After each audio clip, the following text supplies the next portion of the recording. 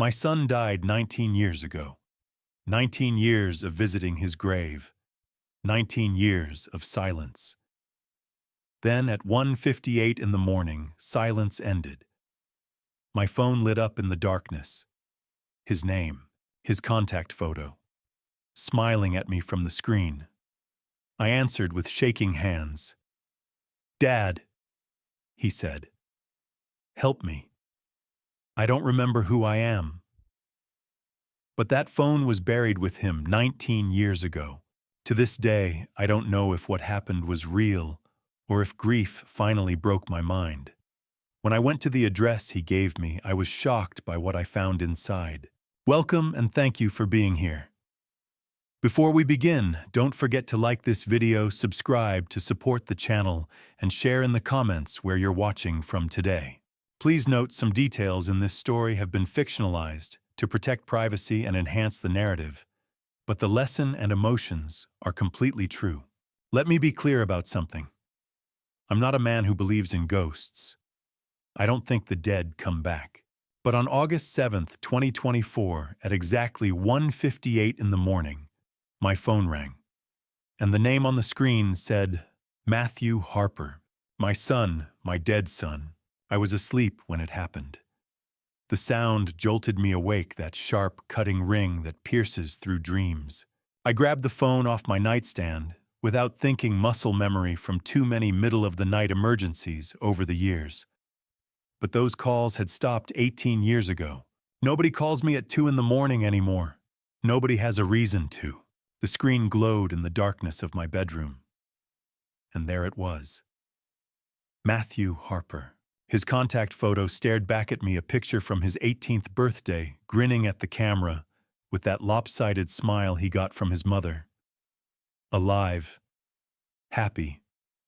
Unaware he had less than a year left. My hands started shaking so badly I almost dropped the phone. This couldn't be real. The number had been disconnected since March 2007. I'd tried calling it hundreds of times over the years, usually late at night when the grief got too heavy. Every time the same recorded message, "The number you have dialed is no longer in service." But now it was calling me. The phone kept ringing. 4 rings. 5. My thumb hovered over the answer button. Part of me wanted to throw the phone across the room. Part of me wanted to answer more desperately than I'd ever wanted anything in my life. On the 6th ring, something inside me broke open. I pressed the button, lifted the phone to my ear. For 3 seconds, silence. Just dead air and the sound of my own breathing, harsh and rapid in the quiet room. Then I heard it, breathing on the other end. Slow, steady, human. Someone was there. "Hello." My voice came out as a whisper. I cleared my throat, tried again. "Hello, Dad." One word. Quiet, confused, scared. My son's voice. I know my son's voice. I heard it every day for 19 years. I heard it in my dreams for 18 years after that. This wasn't a recording. This wasn't a memory playing tricks on me. This was real. This was him. Actually him. Speaking to me through the phone. My vision blurred. Tears ran down my face before I even realized I was crying. I tried to speak, but nothing came out. My throat had closed up completely. "Oh, Dad, are you there?" he said again. His voice cracked. He sounded desperate. Lost. I forced air into my lungs. Forced words past my lips. "Matthew." It barely came out. A broken whisper. Silence on the other end. Long, terrible silence. Then, "Yeah, it's me." A pause. Where am I? The question didn't make sense. Where was he? What kind of question was that? "What do you mean?" I asked. My whole body was shaking now. "Where are you calling from?" More silence. I could hear him breathing faster. Panicked breathing. "I don't know," he said. "I don't know where I am. Nothing makes sense. Dad, something's wrong. Everything feels wrong." I stood up from my bed, turned on the lamp. I needed to think clearly, but my brain wasn't working. My son was dead. I buried him. I watched them lower his coffin into the ground. This couldn't be happening. Matthew, what's going on? I asked. Where have you been? What do you say to someone who's been dead for 18 years? How do you even begin that conversation? He made a sound like a sob. I don't know. I remember the accident. I remember the truck hitting me. I remember dying. His voice broke. I felt it, Dad. I died, but then I woke up and everything was different. I look different. I feel different. I'm in some place I don't recognize, and people walk right past me like I'm not even here. My legs gave out. I sat down hard on the edge of my bed. My son remembered dying. He knew he died, but he was talking to me. How was he talking to me? Are you hurt? I asked. Stupid question. He's dead, but he's calling me. Nothing made sense. No, he said. I'm not hurt, but I'm scared. I don't understand what's happening. Can you come get me? Please. His voice broke on the word please. He sounded like a little boy again, lost and afraid and needing his father. Tell me where you are, I said. My own voice was shaking. Give me an address. I'll come right now. I don't know the address, he said. I'm in a building. It's dark. There are apartments. I'll try to find something with an address on it. I heard movement through the phone. Footsteps. A door opening. Then the line went dead. Just like that. Gone. I pulled the phone away from my ear and stared at it. The call timer showed 8 minutes and 17 seconds. I immediately called back. The recording played, "The number you have dialed is no longer in service." I tried again. Same message. I tried 15 more times. Same message every time. My dead son had just called me asking for help. And then he vanished. I didn't sleep the rest of that night. I sat on my bed staring at my phone until the sun came up. I kept replaying the conversation in my head. His voice. The way he said, "Dad." The fear in his tone. The confusion. It wasn't a recording. Recordings don't hesitate. Recordings don't ask questions. Recordings don't sound lost. This was a real conversation. With a real person. Who knew things only my son would know. But my son was dead. I needed to go back. Back to the beginning. Back to the night that destroyed everything. October 15th, 2006. That's the night I'm talking about. The night my son died.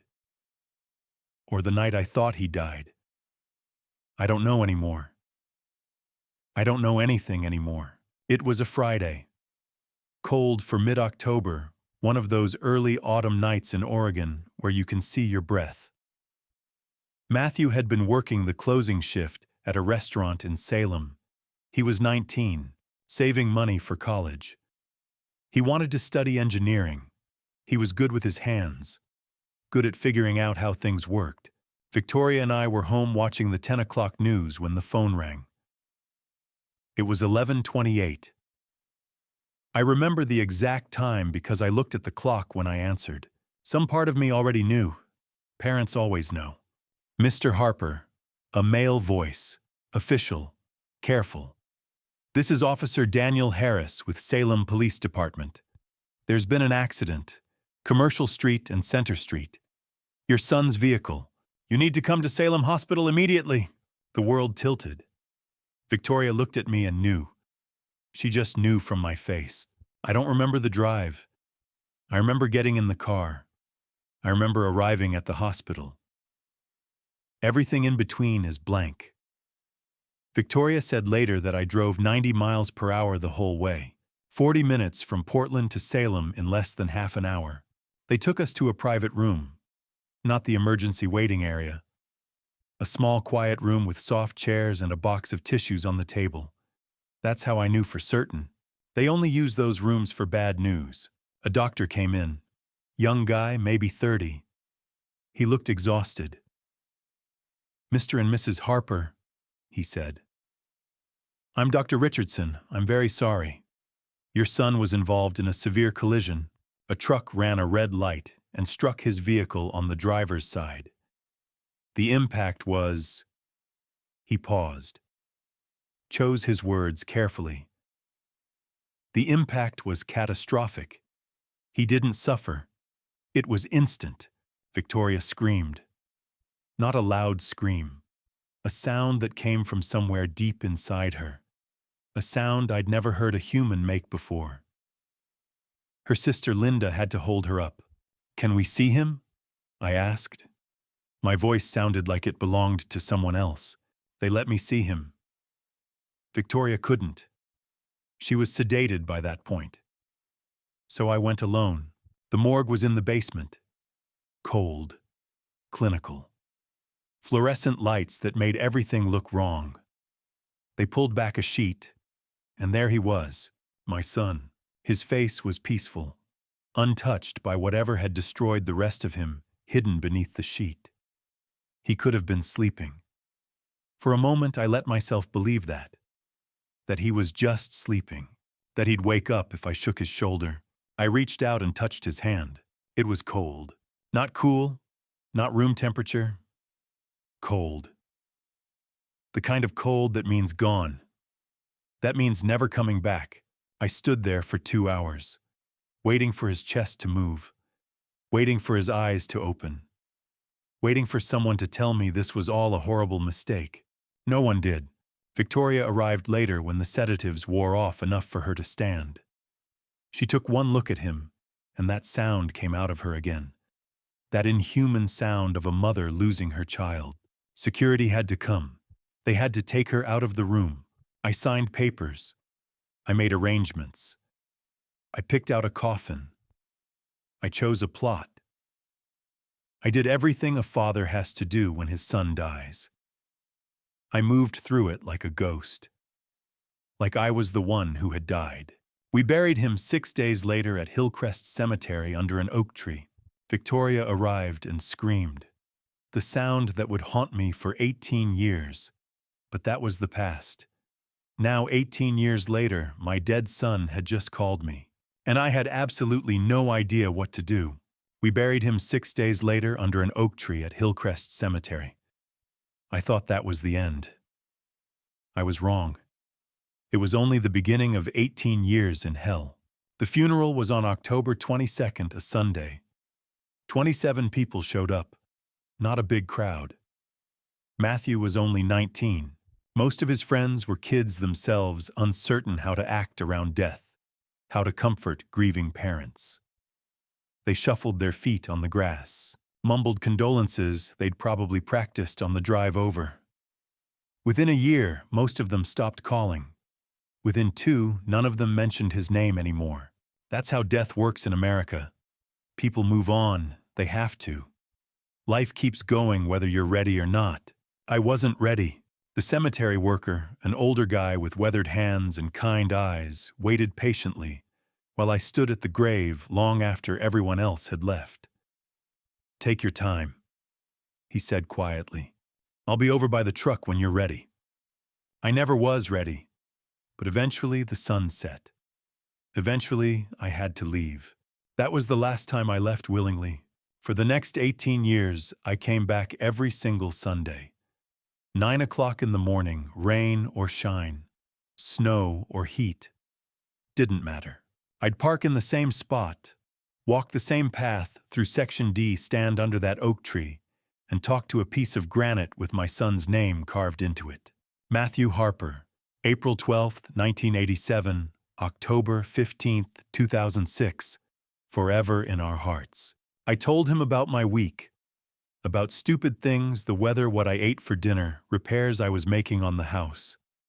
Sometimes I told him bigger things, about how his mother was doing, about how much I missed him, about how I didn't know how to keep living in a world where he didn't exist. Victoria came with me for the first 6 months. Then she stopped, said it hurt too much. Said she needed to move forward. I didn't understand what that meant. How do you move forward from losing a child? She tried to explain it once, standing in our kitchen 3 years after the funeral. Stanley, he's gone. He's not coming back. We have to accept that and find a way to live. I am living, I said. No, she said, and her voice broke. You're existing. You're haunting your own life. And I can't watch it anymore. We divorced in 2009. 3 years after Matthew died, our marriage did too.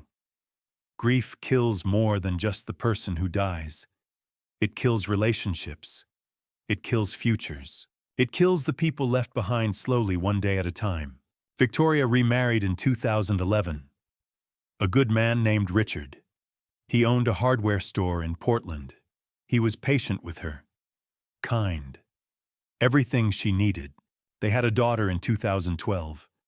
Emma. Victoria sent me a photo. A tiny baby with dark hair and Victoria's eyes. A second chance. A new beginning. I was happy for her. I really was. But part of me, the bitter, broken part, couldn't help thinking, he gets to have a family. He gets to move forward. And I'm still stuck at that grave under the oak tree. April 20th, 2018. The call came at 6 in the morning. Victoria was dead. Car accident on I-5 just outside Salem. A semi-truck crossed the center line. Head-on collision. She died instantly. Just like Matthew. Lightning striking twice in the same family. Same type of accident. Same outcome. I went to her funeral. Stood in the back.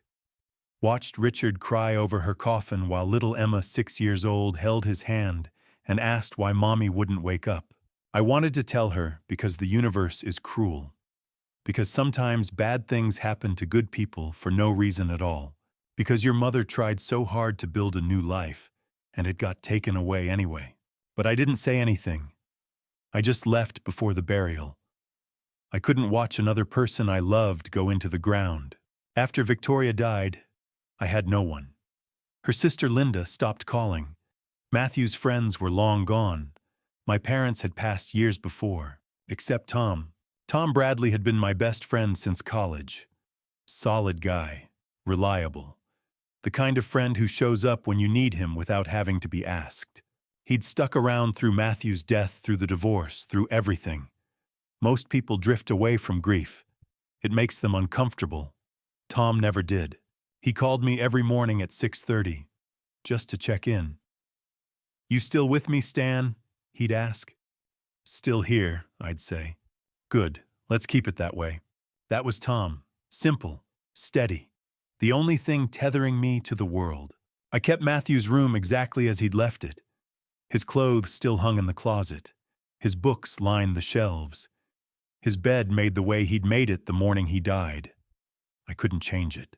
Changing it meant accepting he was never coming back. And I couldn't accept that. I kept his phone number in my contacts. Matthew Harper. I paid the bill every month even though the line had been disconnected in March 2007. $30 a month to keep his name on my screen. To see it there when I scrolled through my contacts late at night, when the house was too quiet and the loneliness was too loud. People told me I needed therapy, told me I needed to let go. I didn't listen. I learned to live around the emptiness. That's all you can do when you lose a child. You don't get over it. You don't move past it. You just learn to walk carefully around the hole they leave behind. You learn to function, go to work, pay bills.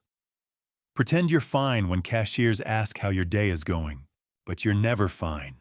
Every birthday that passes without them is torture. Every Christmas, every milestone they'll never reach. I watched Matthew's friends graduate college, get married, have children of their own. My son stayed 19 forever, frozen in time. A boy who never got to become a man. I accepted it. What choice did I have? Dead is final. Until August 7th, 2024, when his number lit up my phone at 1:58 in the morning. After the call ended, I didn't sleep. I sat on my bed until dawn broke through my bedroom window, staring at my phone like it might ring again if I watched it hard enough. At 4 a.m., I did something I knew was probably crazy. I called the phone company. The customer service line was 24 hours. A tired-sounding woman answered. "Thank you for calling. How can I help you?"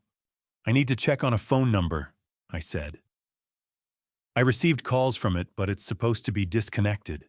I gave her Matthew's number. She put me on hold. 5 minutes. 10. When she came back, her voice had changed. Cautious. "Shucks, sir, according to our system, that number has been inactive since March 2007. There's no activity on it at all. No calls in or out." "That's impossible," I said.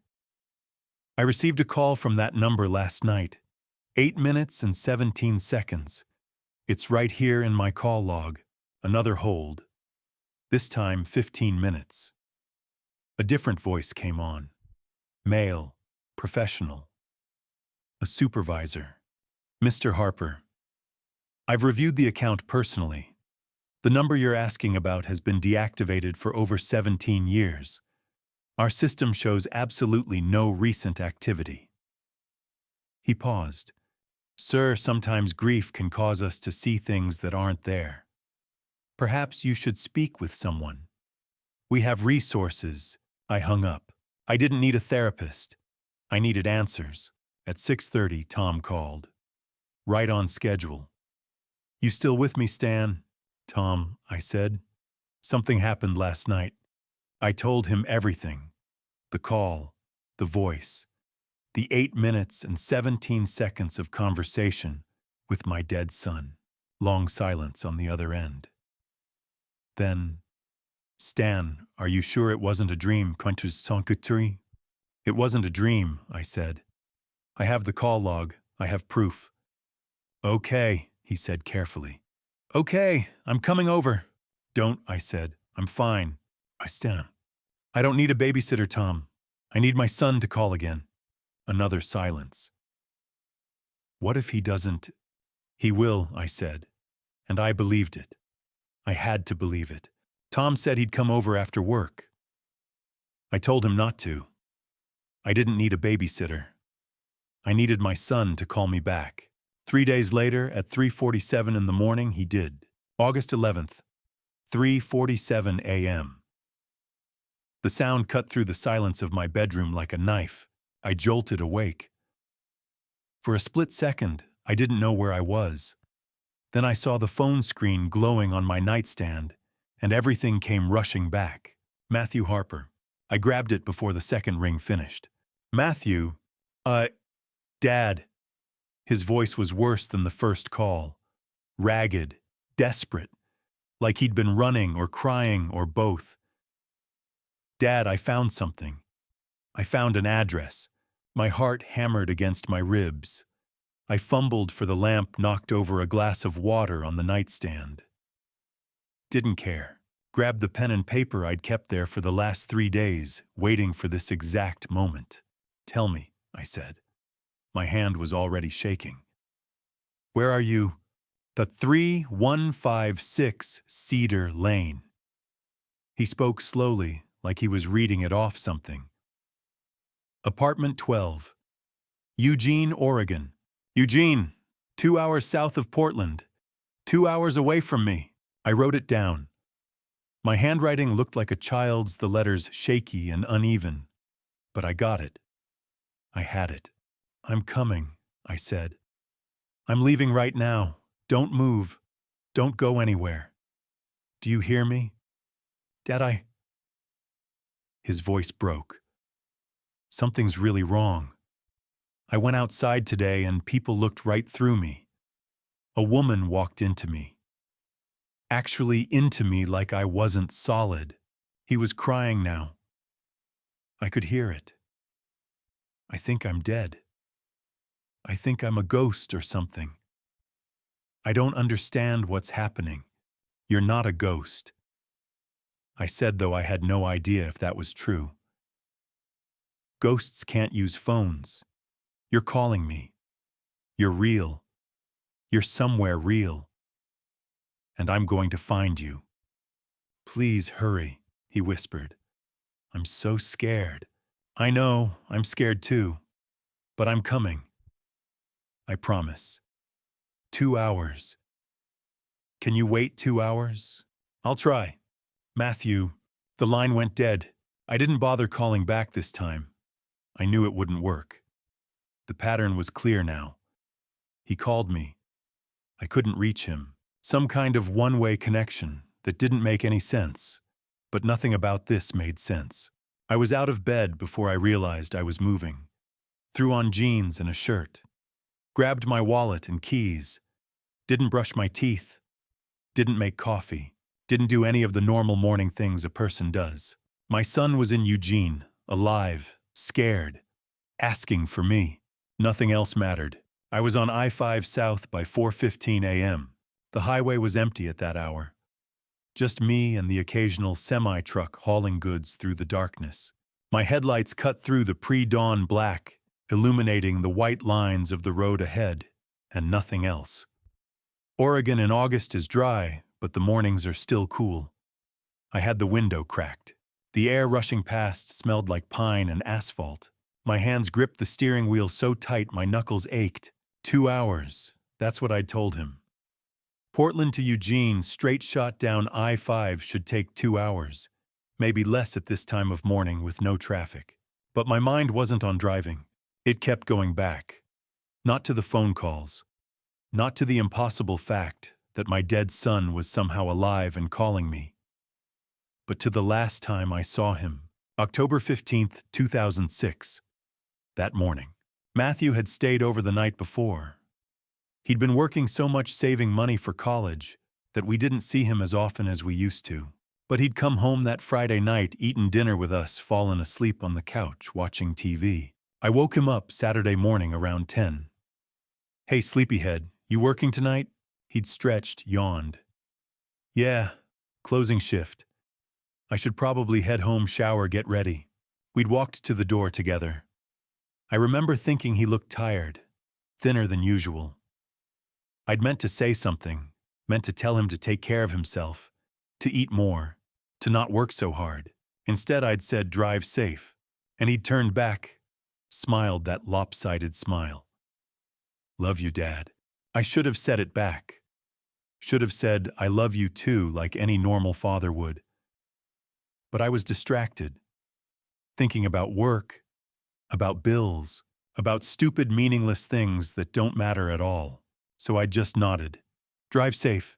Those were the last words I said to my son. Drive safe. And 12 hours later, he was dead. I'd spent 18 years replaying that moment, wishing I could go back, wishing I'd hugged him, told him I loved him, told him he was the best thing that ever happened to me. But you don't get do-overs.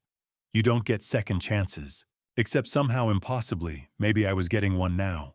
The sun rose over the Cascade Mountains around 6 a.m. Beautiful sunrise. Pink and gold spreading across the sky, turning the clouds into something that looked like a painting. Oregon has good sunrises. I'd forgotten that. Hadn't really looked at one in years. I passed Salem around 6:30. The exit for Salem Hospital was coming up. For a moment, just a brief, insane moment, I considered pulling off, going to the hospital, the place where I'd identified Matthew's body, where everything had ended. But I kept driving. My son wasn't in a morgue in Salem. He was in an apartment in Eugene, alive, waiting for me. I had to keep believing that, had to keep moving forward. The GPS said I'd arrive in Eugene at 8:15 a.m., 2 hours from Portland like I'd thought. But something went wrong around Coburg, just north of Eugene. Road construction, detour. The GPS kept recalculating, sending me down side roads I didn't know, through neighborhoods I'd never seen. I got lost. Turned around. Found my way back to I-5 only to take the wrong exit into Eugene. By the time I finally pulled up to Cedar Lane, it was 12:35 p.m. 7 hours. Not 2. 7 hours of driving, of being lost, of the sun rising and climbing and beating down on my windshield. 7 hours of my son waiting for me, thinking I wasn't coming. I parked across the street from 3156 and just sat there for a minute.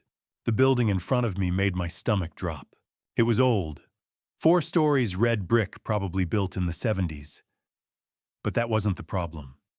The problem was the condition. Boarded windows on the first floor. Graffiti on the walls. A chain-link fence around the perimeter with holes cut through it. And hanging on that fence, flapping slightly in the August breeze, was a faded orange sign. Condemned, no trespassing, scheduled for demolition. I stared at that sign for a long time. This couldn't be right. This building had been abandoned. Empty. Dead for who knows how long. How could my son be here? I double-checked the address I'd written down. 3156 Cedar Lane.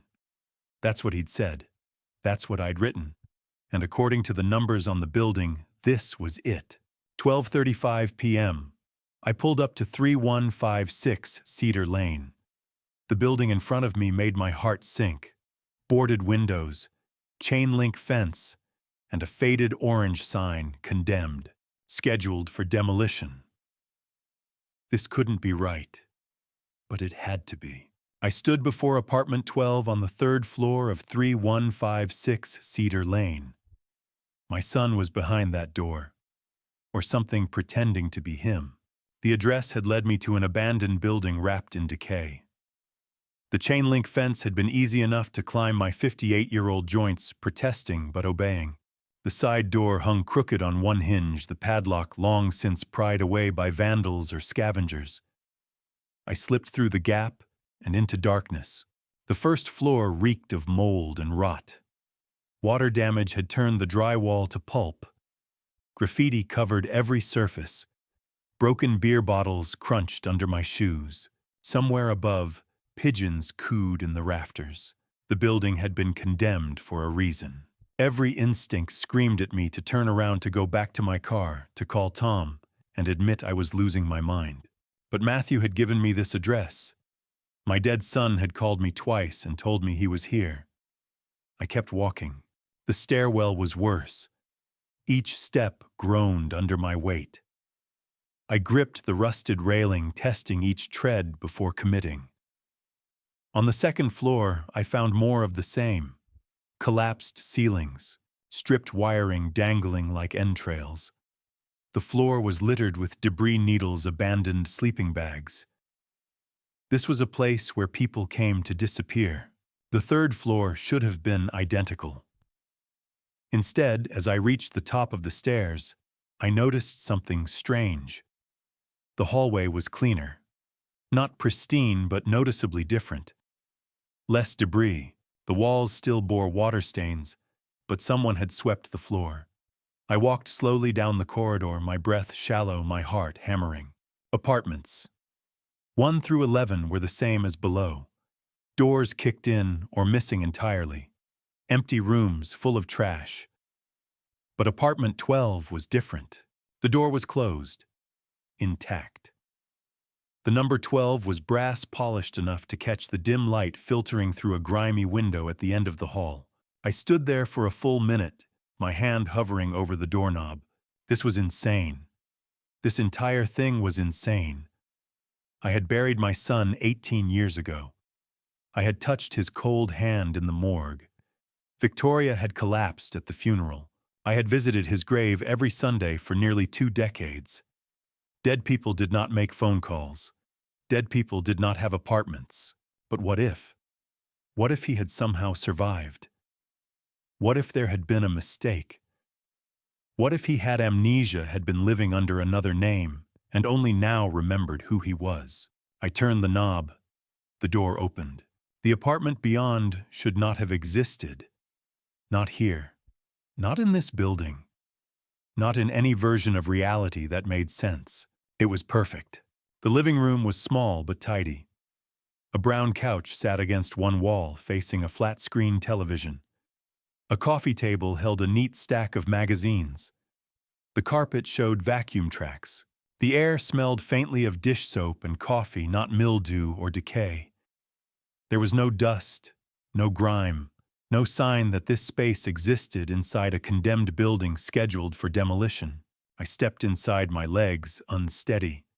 The door clicked shut behind me. On the far wall above the couch hung a series of framed photographs. I crossed the room slowly, my vision blurring with tears. The first photo was familiar. It was from Matthew's high school graduation. He wore a blue gown and a crooked smile. Victoria and I stood on either side of him, beaming. I had a copy of this same photo in my living room in Portland, but the next photo was not familiar. It showed Matthew at maybe 22 or 23, standing in front of a river. He wore a flannel shirt and jeans. His hair was longer than I remembered. His face had matured. He looked happy. I had never seen this photo before. It should not exist. Matthew had died at 19. The third photo was worse.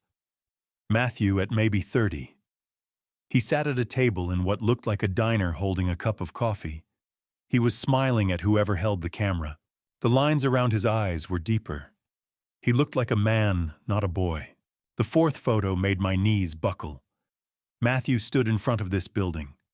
3156 Cedar Lane. The same brick facade. The same boarded windows. He looked about 35 years old. He wore a dark jacket. His expression was serious, almost sad. I fumbled for my phone and took pictures of the photographs on the wall. My hands shook so badly I had to brace my elbows against my ribs. Each photo was another impossibility. Each one showed my son older than 19. Each one showed a life that could not have happened. I moved to the kitchen. The sink was clean. A dish rack held a single plate, a single fork, a single mug. The refrigerator hummed quietly. I opened it. Milk, orange juice, a package of deli turkey, bread, butter, all fresh, all recently purchased. On the counter sat a coffee maker. The pot was half full. I touched the glass. It was warm. Not hot, but warm. Someone had made coffee within the past hour. Maybe 2. My breath came in short, sharp gasps. Someone lived here. Someone was eating here. Someone had decorated the walls with photos of my family. Someone who looked exactly like my son would look at 37 years old. The tiled floor was spotless. A pair of work boots sat by the back door. Size 11. Matthew had worn size 11. I turned toward the bedroom.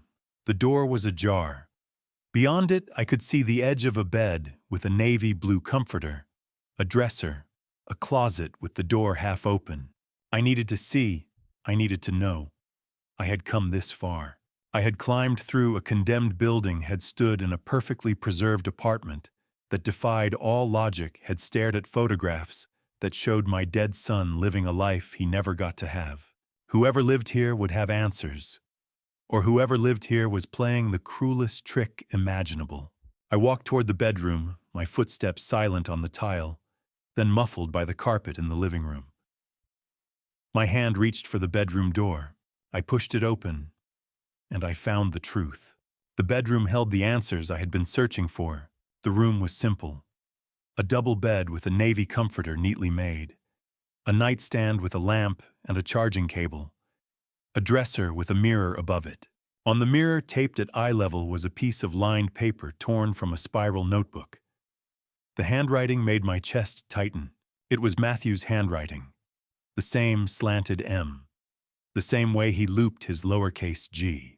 I had seen his handwriting on birthday cards, on grocery lists, stuck to the refrigerator with magnets on notes left for me before school. This was his hand, but the message was impossible. Dad, if you're reading this, then you found me. I'm sorry. I don't know how to explain what's happening. I woke up 3 weeks ago in this apartment with no memory of how I got here. My wallet says I'm Connor Hayes, 37 years old, but I remember being Matthew. I remember being your son. I remember dying. I felt the impact. I felt the glass. I felt everything go dark. But somehow I'm here, and I don't know who I am anymore. If you find this, please call the number on the business card in the nightstand. Dr. Harrison? She might have answers. I'm so sorry, Dad. I'm so confused. Connor Hayes, or Matthew, I don't know. My hands shook as I pulled the note off the mirror. I read it 3 times. Each time the words refused to make sense. He remembered dying. He felt the impact. I turned to the nightstand and pulled open the drawer. A wallet sat on top of a stack of papers. I opened it with trembling fingers. Oregon driver's license. Connor Hayes. Date of birth, April 10th, 1987. Address 3156, Cedar Lane, Apartment 12. Eugene, Oregon. The photo showed a man in his mid-30s with dark hair and a serious expression. The face was older, more weathered, but the eyes were the same. The small mole near the left eyebrow was the same. The slight crook in the nose from the time he broke it playing baseball was the same. This was Matthew, 18 years older, living under a different name. I dropped the wallet and grabbed the stack of papers beneath it. Medical records, thick official stamped with the Salem Hospital logo. Patient name John Doe, later identified as Connor Hayes. Admission date, October 16, 2006. Time 1:30 a.m. My vision blurred. I blinked hard and kept reading. Injuries consistent with motor vehicle collision. Severe head trauma. Multiple rib fractures. Lacerations to face and hands. Patient found unconscious at intersection of Commercial Street and Center Street, Salem, Oregon. No identification. Transported by ambulance. Initial diagnosis, traumatic brain injury, retrograde amnesia. The same night. The same hospital. The same intersection where Matthew had died. I flipped through the pages. Discharge summary. 3 weeks in ICU. Memory loss extensive. Patient unable to recall name, family, or personal history. Temporary identification assigned John Doe. Social worker involved. Attempts to locate family unsuccessful. Further down, patient regained partial motor function. Speech therapy initiated. Memory did not return. Patient expressed confusion and distress. Psychiatric evaluation recommended. And then, months later, patient discharged to transitional housing. Identification established through fingerprint match with hospital employee database. Name confirmed as Connor Hayes. Employment history located. Patient accepted identity despite lack of memory. I found a business card paper-clipped to the final page. Dr. Emily Harrison, Neurology, Salem Hospital. A phone number was handwritten on the back. I checked my watch. 4:15 p.m. I pulled out my phone and dialed. The phone rang 4 times. I was about to hang up when a woman's voice answered. Dr. Harrison? My name is Stanley Harper, I said. My voice cracked. My son died 18 years ago in a car accident in Salem. But I just found medical records that suggest there was another patient that night, a John Doe. I think there might have been a mistake. There was a long silence. Mr. Harper, she said slowly. I remember that night. I was a resident. We had 2 patients brought in from the same intersection within 20 minutes of each other, both with similar injuries. One was pronounced dead on arrival. The other survived but had severe amnesia. What was the name of the patient who died? I don't recall offhand, but the survivor John Doe, later identified as Connor Hayes, had no memory of the accident. He couldn't tell us who he was. We ran his fingerprints through the system and eventually got a match, but he never remembered his life before the accident. Doctor, are you suggesting that the hospital might have misidentified which patient died? Another long pause. Mr. Harper, that would be highly irregular. We have protocols. But if you're telling me you have reason to believe your son might still be alive, I think we need to meet in person. Can you come to Salem Hospital tomorrow morning, 9 a.m., room 312, neurology wing? Bring any documentation you have. I'll be there. Mr. Harper, I need to be clear. Even if there was a mistake, even if Connor Hayes is your son, he has been living as Connor Hayes for 18 years. He may not remember being Matthew. Memory is complicated. I understand. I'll see you tomorrow. I hung up. My hands were still shaking. I sat on the edge of the bed in the silent apartment, surrounded by evidence of a life that should not exist. Tomorrow I would have answers, but tonight I needed to see him. The medical records showed where he worked. Willamette Valley Manufacturing, night shift, 11 p.m. I had 6 hours. 6 hours until I could see my son's face one more time. I spent the next 6 hours in that apartment reading his journal, waiting for darkness to fall. The journal sat on a small bookshelf beside the bed. Black cover, spiral-bound, the kind you could buy at any drugstore. The first entry was dated July 15, 2024, less than a month ago. I had the dream again, the one where I'm driving and the headlights come out of nowhere. I wake up before the impact, but I can feel it. Glass, metal, pain. Why do I keep dreaming about dying? July 20th. Went to work. Greg asked if I was okay. Said I looked tired. I didn't tell him I barely sleep anymore. I don't know who I am. The mirror shows Connor Hayes. My wallet says Connor Hayes. But when I close my eyes, I hear a different name. Matthew. July 25th. I found an old phone in a storage unit downtown. The manager said it belonged to someone who never came back for their stuff. The phone's been dead for years, but I charged it. There's one contact saved. Dad. A Portland number. I stared at it for an hour. Should I call? What would I even say? August 6th. Tomorrow I'll call that number. I need to know.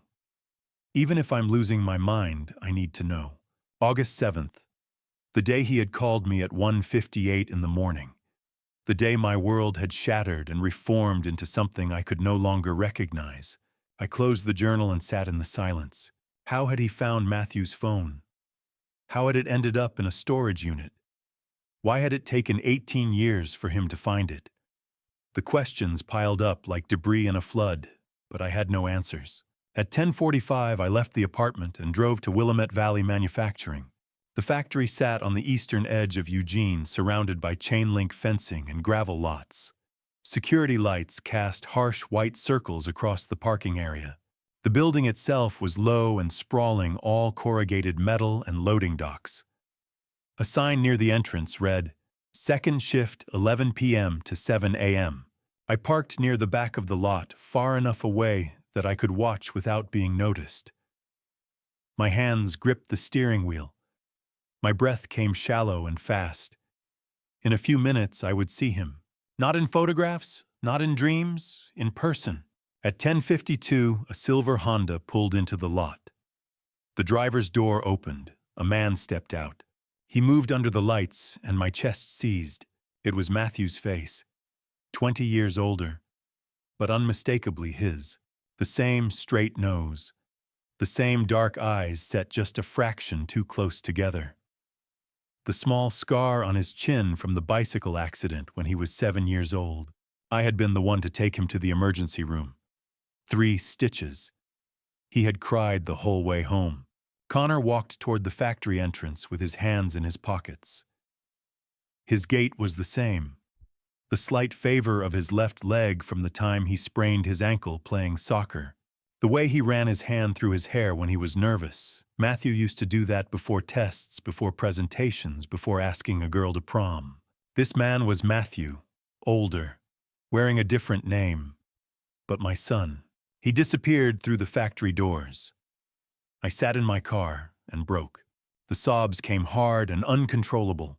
I pressed my forehead against the steering wheel and wept for the son I had buried, for the 18 years I had spent visiting a grave, for the impossibility of what I had just witnessed. My son was alive.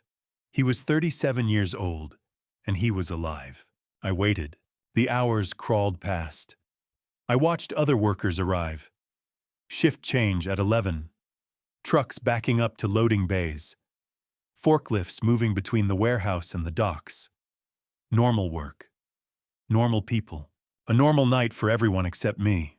At 2:30 in the morning, the side door opened. Workers filed out, heading for their cars. Most of them walked in groups, talking, laughing, tired but content. Connor came out alone. He stood near the fence that bordered the parking lot, looking up at the sky. The stars were sharp and clear. No moon, just darkness and distant light. I opened my car door. The sound echoed across the empty lot. I walked toward him. Each step felt impossible. My legs barely held me. My heart slammed against my ribs. At 20 feet, he turned. At 15 feet, he saw me. At 6 meters, our eyes met for the first time in 18 years. For 3 seconds, we just stared at each other. Then he spoke. "Can I help you, sir?" His voice, Matthew's voice, deeper, rougher, but still his. He tilted his head, studying me. "You look like you've seen a ghost." The irony nearly killed me. The moment our eyes met, I knew. This was my son.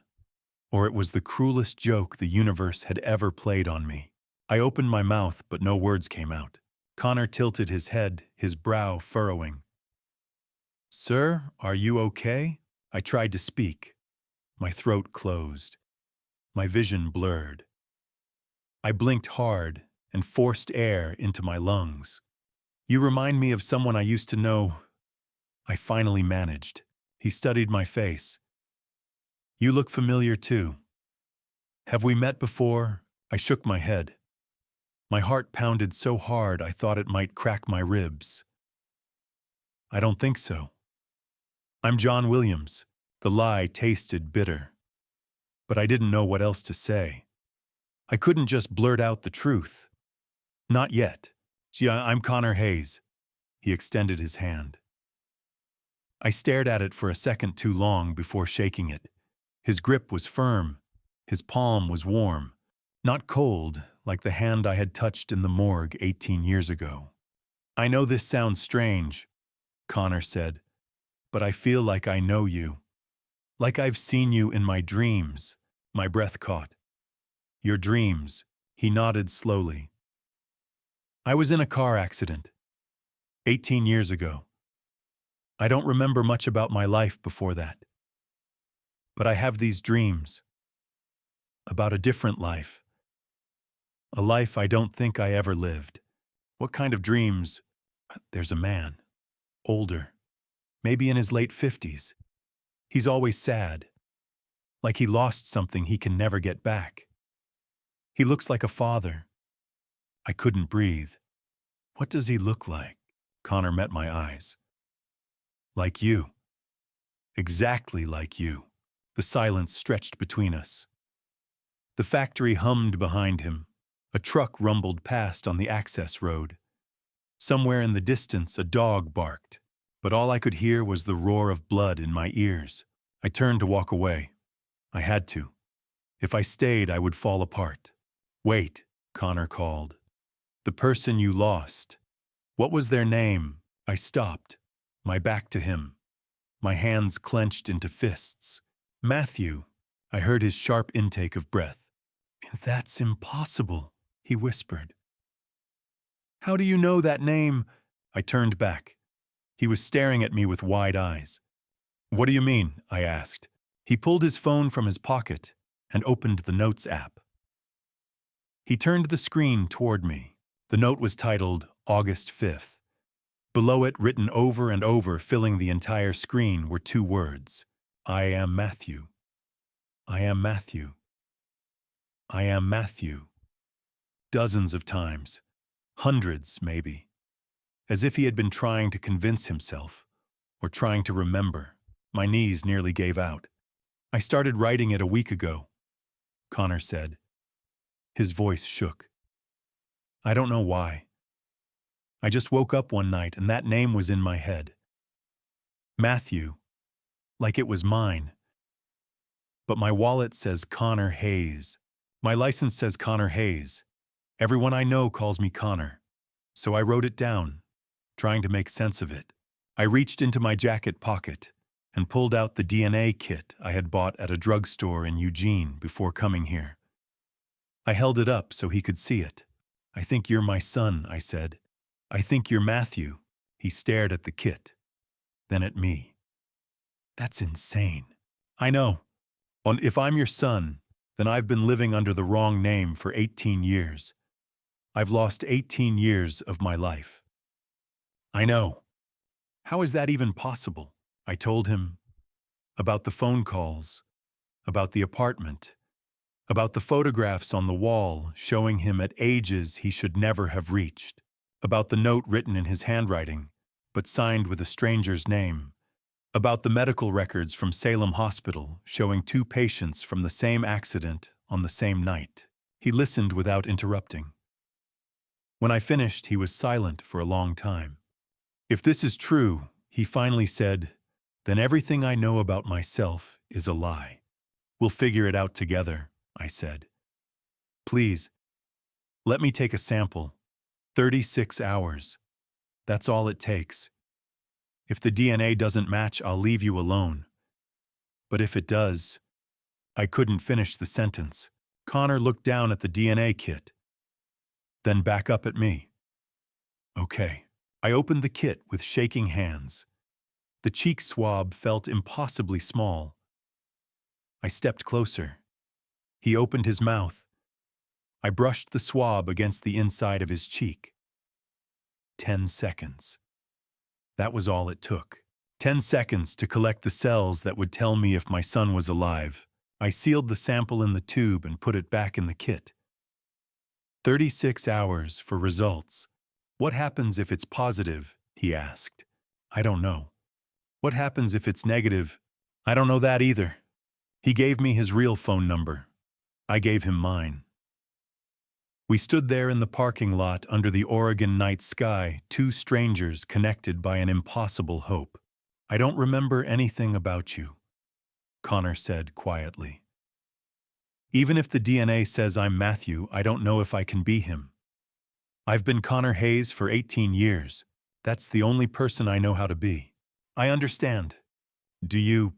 I thought about Victoria, about the funeral, about the grave I had visited every Sunday, about the room I had kept exactly as Matthew had left it, about the 18 years I had spent mourning a son who might have been alive the whole time. "No," I admitted. "But I'm trying." He nodded. "I have to finish my shift. I'll call you when I have the results." He turned and walked back toward the factory. At the door, he paused and looked back at me. Our eyes met one more time. Then he went inside. I sat in my car and drove back to the apartment. His apartment. I climbed the stairs to the 3rd floor. I unlocked the door with the spare key I had found in the kitchen drawer. I lay down on his couch, and I waited for the call that would change everything. One more time. 36 hours. I spent them in Connor's apartment, pacing, staring at my phone, unable to sleep or eat or think about anything, except that small plastic tube with his DNA inside it. Every minute felt like an hour. Every hour felt like a day.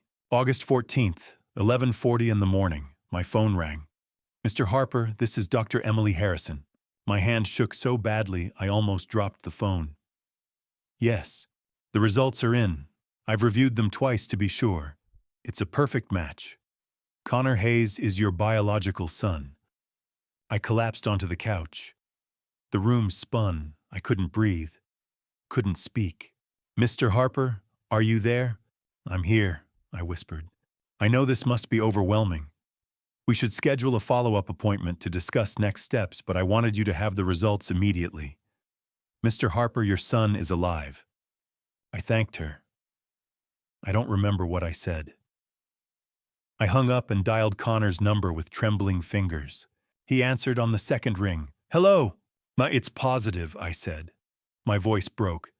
"You're Matthew. You're my son." The line went silent. Then I heard him crying. Deep, shaking sobs. I started crying too. We stayed on the phone for 10 minutes, neither of us able to speak, just listening to each other weep. That afternoon, we met at Riverside Diner, the same place where Connor had sat in one of the photographs on his apartment wall. We chose a booth by the window. He ordered coffee. So did I. Neither of us drank it. For 4 hours I told him stories. About the day he was born, about his first steps, about the time he broke his arm falling out of a tree and insisted he was fine until the bones started poking through the skin, about his 7th birthday party when he wanted a dinosaur cake and Victoria made one from scratch with green frosting and plastic T-Rexes. He listened. Sometimes his eyes would light up as if a memory was surfacing. Mostly he just looked sad. "I wish I remembered," he said. "I wish I could give you back the son you lost. You are the son I lost. But I'm not him. Not really. I'm someone else now. Then I'll get to know who you are now." The days that followed blurred together in the best way. We called each other every morning, every evening. Connor told me about his shifts at the factory. I told him about the accounting firm where I used to work before I retired. We talked about nothing and everything. A few days later, he called me at midnight. "I had a dream about a house, blue with a red door. There was a swing set in the backyard." "No, that was our house," I said. "You used to spend hours on that swing." The following week, he drove to Portland. I was waiting on the porch of 847 Hawthorne Boulevard when his silver Honda pulled up. He got out slowly, staring at the house. "It's really blue," he said. "You picked the color. You were 8 years old. You said blue was the happiest color." I showed him inside. He walked through the rooms like he was in a museum. Everything was exactly as it had been 18 years ago. The furniture, the photographs on the walls, Matthew's room upstairs, still decorated with posters of basketball players and a shelf full of trophies. He stood in the doorway staring. "It's like a museum. I couldn't change it." "I understand." By early September, I had cleared out the spare bedroom. I bought new sheets, a new comforter, a desk, and a chair. I wanted him to have his own space when he stayed over, somewhere that wasn't frozen in time. Soon after, I introduced him to Tom Bradley. Tom came over for dinner on a Friday night. He shook Connor's hand. He asked polite questions. He smiled at the right times. But after Connor left, Tom pulled me aside. "Stanley, he doesn't look at you the way Matthew used to." "What do you mean?" "Matthew looked at you like you hung the moon. This guy looks at you like you're a nice stranger." "He has amnesia, Tom. He doesn't remember." "I know. I'm just saying, be careful." I told him to leave. We hadn't spoken since. One evening in mid-September, Connor was helping me wash dishes. I handed him a plate. He handed me a glass. We moved in comfortable silence. Then, without thinking, he said, "Oh, thanks, Dad." We both froze. He stared at me. I stared back. Then I pulled him into a hug and didn't let go for a long time. By the end of September, Connor was staying at my house 3 or 4 nights a week. I gave him a spare key. He kept a change of clothes in the spare bedroom. We fell into routines. Saturday morning pancakes. Evening walks around the neighborhood. Late-night conversations about everything and nothing. When he called me Dad, something inside me that had been shattered for 18 years started to heal. I had my son back. Not the way I had imagined. Not the boy I had lost. But I had him. October arrived with cold rain and gray skies. Connor stayed at my house more than his apartment. We were building something. A relationship. A family. I should have listened to Tom. I should have noticed the small details that didn't fit. But hope is a powerful drug, and I was addicted. October brought the first cracks. Small things. Tiny inconsistencies I told myself didn't matter. But cracks grow. And on the 20th of October, the foundation shattered completely. October 5th, Connor was helping me go through old photo albums. We sat on the couch in the living room, the albums spread across the coffee table. Rain drummed against the windows. Connor turned the pages, slowly studying each photograph, like it might unlock something in his mind. He pointed to a picture of a young boy on a bicycle grinning at the camera. I remember this blue bike. I loved that thing. I looked at the photo. It was red. He blinked. What? The bike. It was red. You picked it out yourself for your 10th birthday. He stared at the photo. In the picture, the bicycle was clearly red. Bright cherry red with white handlebars. Huh, he said. I could have sworn it was blue. Memory's funny, I said. But something cold settled in my chest. A few days later, we ordered pizza. Connor requested pineapple. I stared at him. You want pineapple on your pizza? Yeah, why? Matthew hated pineapple pizza. You used to say it was a crime against nature. Connor laughed. People change, I guess. 18 years of amnesia will do that. I forced a smile. But I remembered.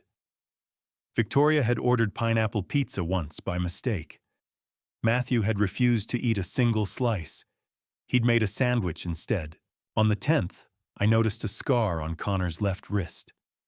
We were washing dishes together. He reached for a plate and his sleeve pulled back.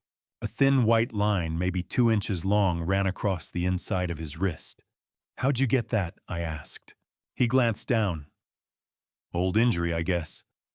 I don't remember. That night, I went through every photograph I had of Matthew. Arms bare in summer photos. Sleeves rolled up in family pictures. No scar. Not on either wrist. 2 days later, Connor mentioned summer camp. I remember the lake, he said. And the canoes. We used to race them. What lake? Swizat camp. Summer camp. I must have been, 12, 13. Matthew never went to summer camp. He frowned. Are you sure? Yes. You always said you wanted to, but Victoria was worried. You stayed home every summer. I'm sure I remember it. Maybe you're thinking of something else. He didn't look convinced. Neither was I. On the 15th, I made meatloaf. Matthew's favorite. Victoria's recipe. Ground beef breadcrumbs, tomato sauce, a secret blend of spices she'd perfected over 20 years. I'd made it 100 times. Connor took a bite. Chewed slowly. It's a little different than I remember. This is exactly how Victoria made it. Same recipe. Maybe my taste buds changed. Maybe. But he left half of it on his plate. By the 18th, I was lying awake at night cataloging the discrepancies. The blue bike that was red. The pineapple pizza. The scar. The summer camp that never happened. The meatloaf that tasted wrong. That same day, Connor was humming while making coffee. A song I didn't recognize. Matthew loved this one, he said when he caught me listening. I'd never heard Matthew hum that song, not once. Later, Connor mentioned his favorite teacher. Mr. Anderson.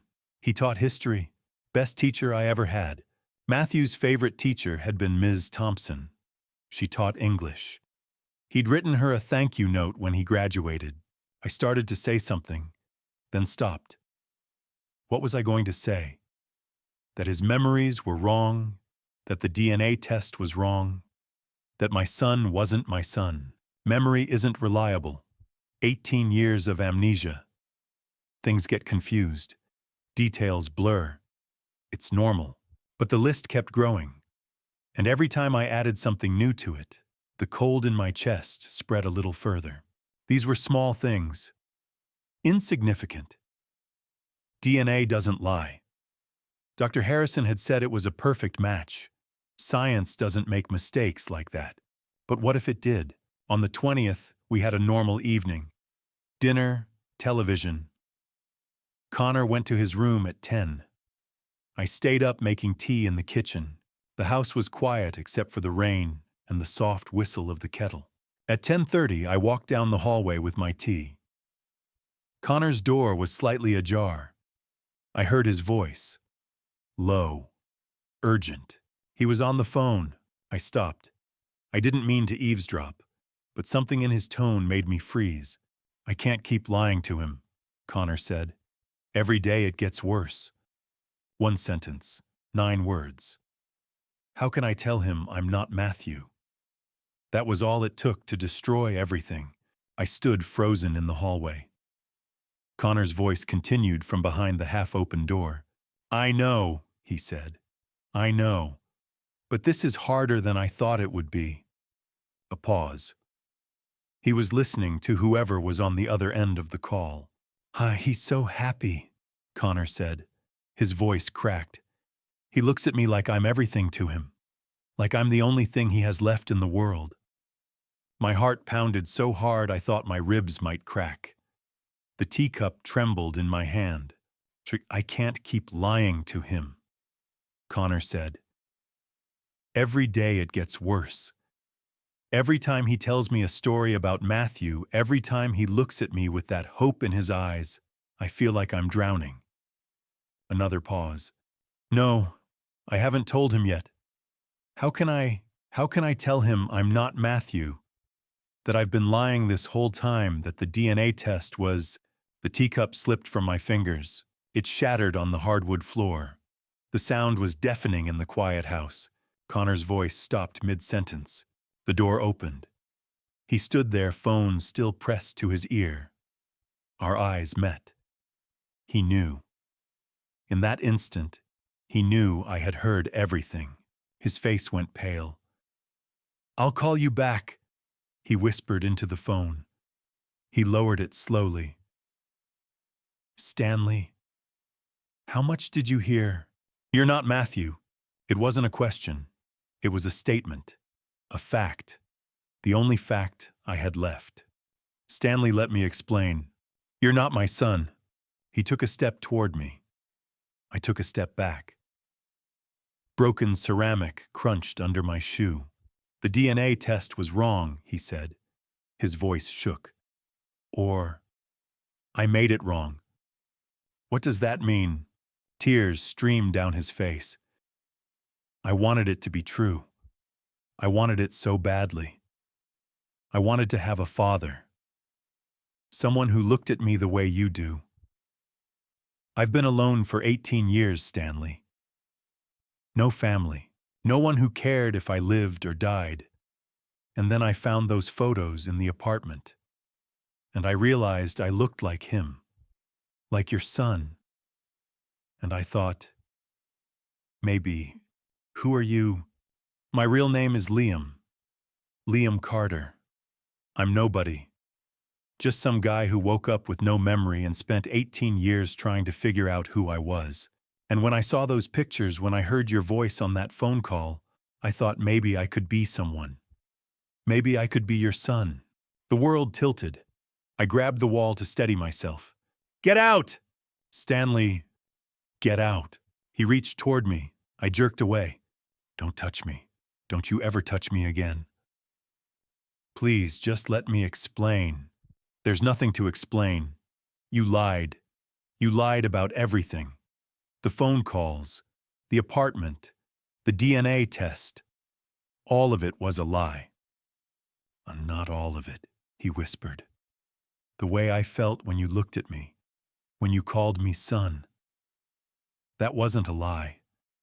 That was real." "Get out of my house." My voice broke. I was screaming and crying and shaking all at once. He stood there for one more second, his face crumpled with grief. Then he turned and walked out. I heard his footsteps on the stairs. The front door opened, closed. The house was silent. I collapsed onto the kitchen floor, surrounded by shattered ceramic and shattered hope. I sat there for hours. I don't know how long.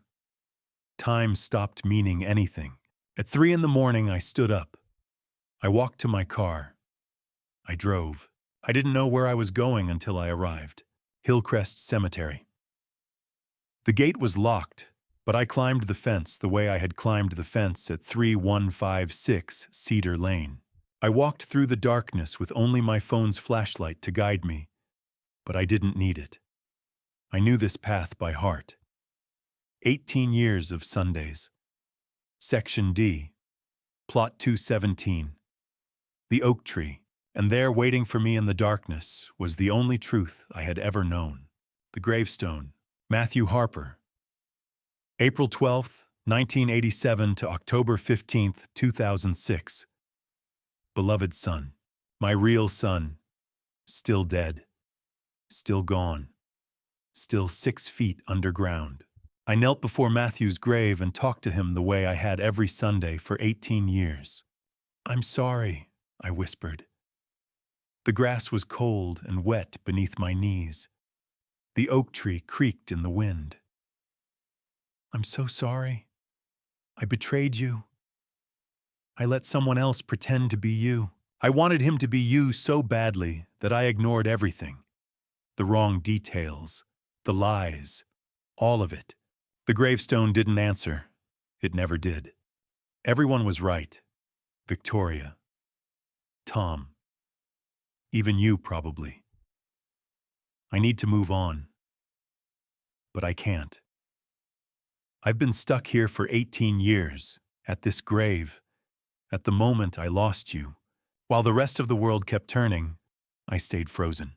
I thought about Victoria, how she had moved on, remarried, had Emma, built a new life. She had learned how to carry Matthew's memory without letting it crush her. She knew how to let go, I said. I don't. The dark thought had been growing since I left 847 Hawthorne Boulevard, since I climbed the cemetery fence, since I knelt here in the darkness. Maybe I should have been the one who died. Maybe the wrong Harper had survived that night 18 years ago. I reached into my jacket pocket and pulled out the pill bottle. I'd had it for years. Sleeping pills. Prescribed after Victoria left when the nights became unbearable. I'd never used them. Just kept them, just in case. I held the bottle up to the moonlight. The pills rattled inside. Enough. More than enough. "I could stop right here," I whispered. "With you, we could be together again." I opened the bottle. The cap came off with a soft click. I poured a handful of pills into my palm. Small, white. So simple. All I had to do was swallow. A flashlight beam cut through the darkness. "Stanley!" I looked up. A figure was running across the cemetery. Tom Bradley. "Stan, don't." He was sprinting now, stumbling over headstones. "Whatever you're thinking, don't do it." He reached me and knocked the bottle from my hand. Pills scattered across Matthew's grave like snow. The bottle bounced off the headstone and rolled into the grass. Tom grabbed my shoulders. "I can't lose you too. Do you hear me? I can't lose you too." I collapsed into him. The sobs came hard and broken. He held me while I cried, his arms steady around me, his voice murmuring words I couldn't quite hear. "How did you know?" I finally managed. "Connor called me about an hour ago. He was terrified. He said you threw him out. He said he was worried about what you might do. He told me you'd be here." "He's not Matthew," I whispered. "The DNA test was wrong. Or he faked it somehow." "I know. You know," Connor told me on the phone. "He told me everything. Then why are you here? Why did you come?" Tom pulled back and looked me in the eye. "Because you're my friend. Because I've watched you die slowly for 18 years. And I'm not going to watch you finish the job." We sat on the cold ground in front of Matthew's grave. The pills glinted in the moonlight like tiny stars. Neither of us moved to pick them up. "You've been dead too, you know," Tom said quietly. "For 18 years. A ghost haunting your own life. Going through the motions but never really living. I don't know how to live without him." "I know. But Connor gave you something. 2 months of feeling alive, of having someone to care about. Even if it was based on a lie, that feeling was real." "It wasn't real. None of it was real. The feeling was real, Stan. The hope was real. And maybe that's enough to remind you that you can still feel those things, that you're not completely dead inside." The sky began to lighten. Dawn was coming. The stars faded one by one. The cemetery transformed from black to gray to pale gold. Tom stood and offered me his hand. "Let's go home. You're home in Portland. Not this grave. I don't know how to leave him. You're not leaving him. You're learning to carry him with you. There's a difference. I took his hand. He pulled me to my feet. Together we walked toward the cemetery gate.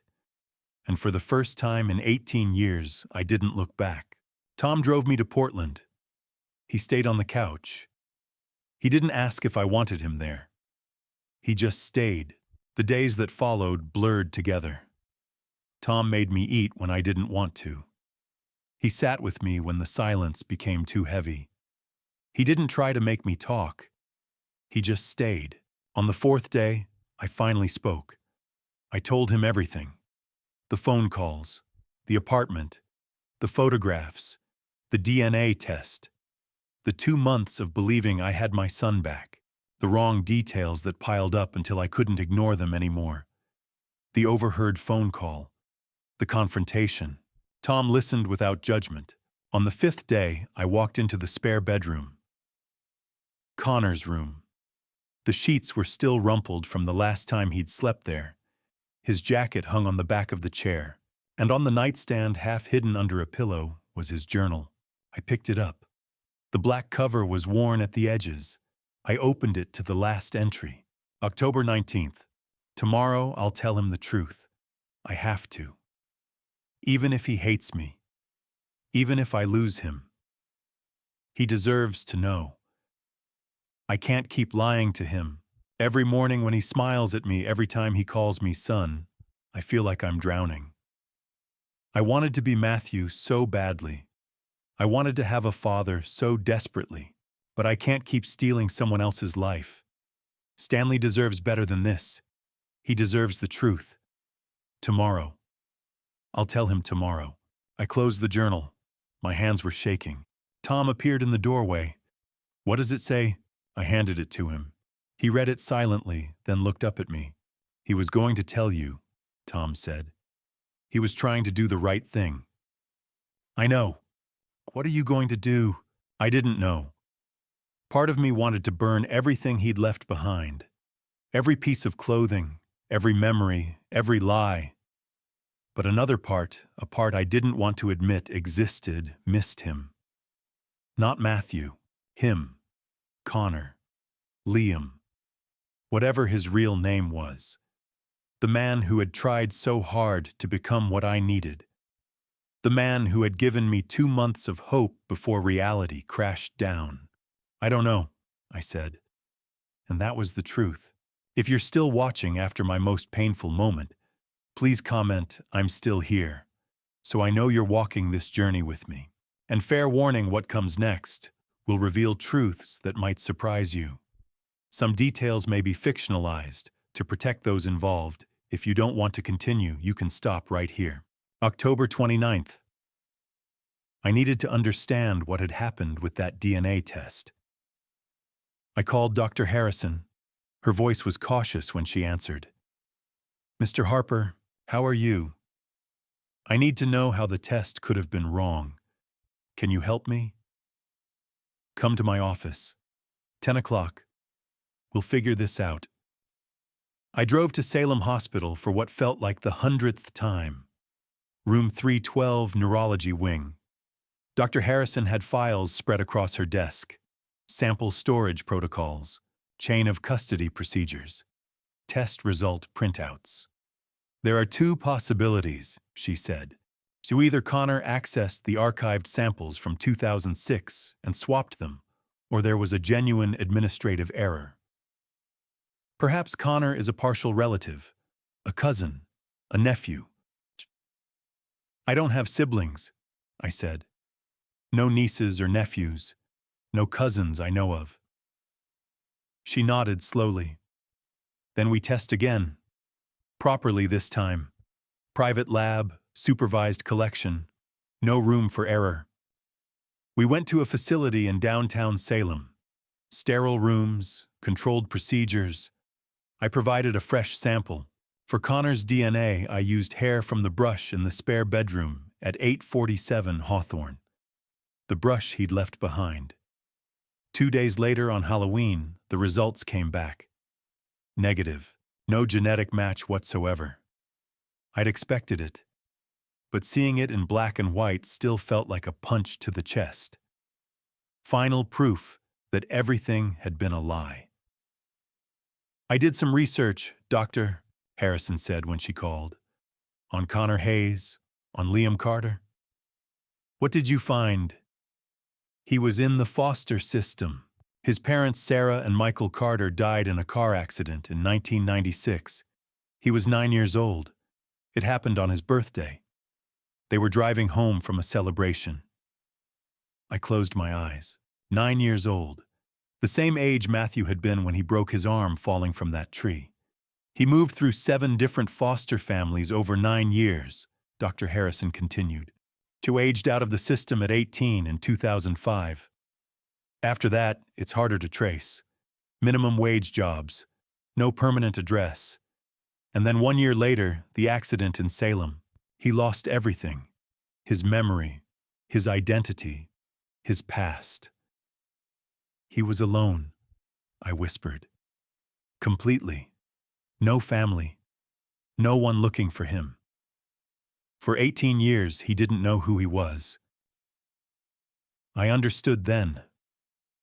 Liam and I were both orphans, both desperately alone, both clinging to something that wasn't real because reality was too painful. On November 5th, a letter arrived. The envelope was plain. No return address. Just my name and address written in careful block letters. I almost threw it away. Almost added it to the pile of junk mail on the kitchen counter. But something made me stop. Made me sit down at the table with the unopened letter in my hands. I opened it. 3 pages. Handwritten. The same slanted writing I'd seen on the note taped to the mirror in Connor's apartment. "Dear Stanley," it began. "I don't expect you to read this. I don't expect you to forgive me. But I need to tell you the truth. All of it. My name is Liam Carter. I was born on April 10th, 1987 in Portland, Oregon. My parents were Sarah and Michael Carter. They were good people. Loving. They died on my 9th birthday. A drunk driver hit them on the way home from my birthday dinner.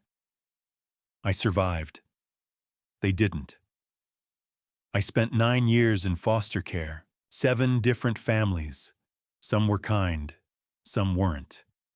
I aged out at 18, worked minimum wage jobs, slept in my car more nights than I can count. I had no one, no family, no connections, no one who cared if I lived or died. On October 15th, 2006, I was driving to the coast. It was the 10-year anniversary of my parents' death. I wanted to see the ocean. I don't remember the accident. I don't remember anything for weeks after. When I woke up in the hospital, I didn't know my own name. I didn't know who I was. I was a ghost. A blank slate. John Doe. For 18 years, I lived with that emptiness. I worked. I existed. But I didn't know who I was. And then this summer, I started having dreams. Vivid dreams about a boy named Matthew, about a family, about belonging. I found a key to a storage unit. I don't know how I had it. Maybe it had been in my pocket since the accident. Maybe I'd kept it all these years without knowing why. Inside the unit was a box, and inside the box was an old flip phone. Dead. But I charged it. And there was one saved contact. Dad, Stanley Harper. A Portland number. I called it. You answered, and when I heard your voice, something inside me broke open. I researched you. I found articles about Matthew's death. I saw his picture. He looked like me. Or I looked like him. And I became obsessed with the idea that maybe I was him. That maybe the accident had stolen my memory, but I was still your son.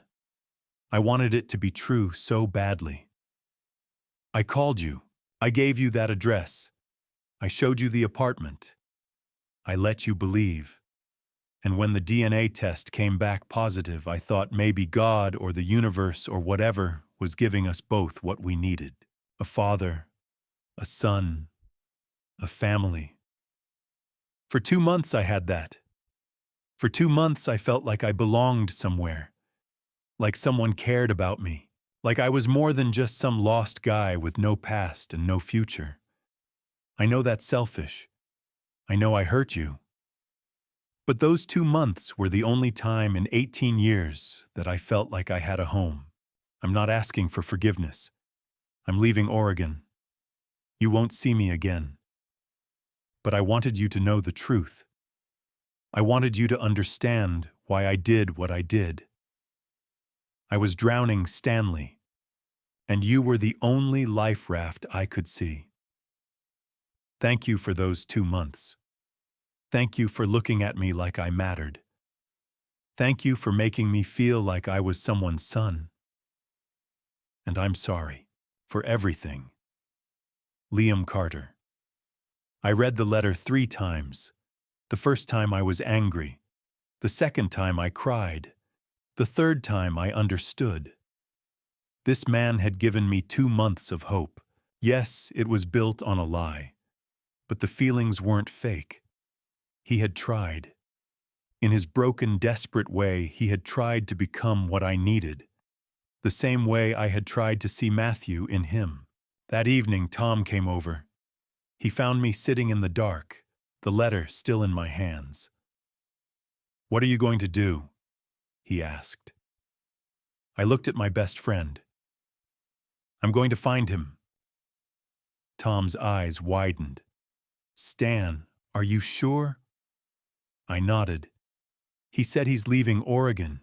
I need to talk to him before he goes. I need to see him one last time." Finding him wasn't easy. He'd quit his job. His apartment was locked tight. On November 16th, Tom and I drove to Eugene. The building at 3156 Cedar Lane was boarded up completely. Yellow tape across the entrance, a demolition notice on the fence. Scheduled for November 23rd, we went to Willamette Valley Manufacturing. The receptionist checked her computer. Connor Hayes.